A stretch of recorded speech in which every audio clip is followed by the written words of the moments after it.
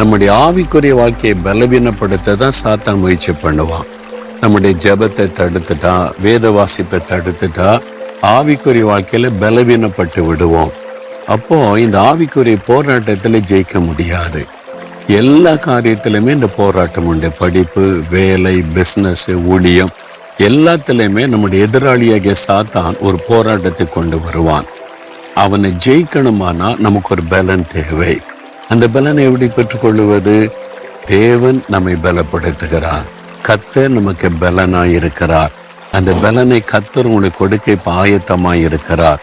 பரிசுத்த ஆவியானவர் வரும் பொழுது நீங்கள் பலன் அடைவீர்கள்.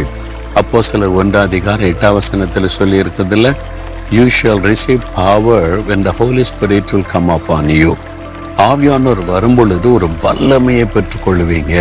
உங்களுடைய ஆவிக்குரிய வாழ்க்கையில் ஒரு புது பலனை பெற்றுக்கொள்வீங்க.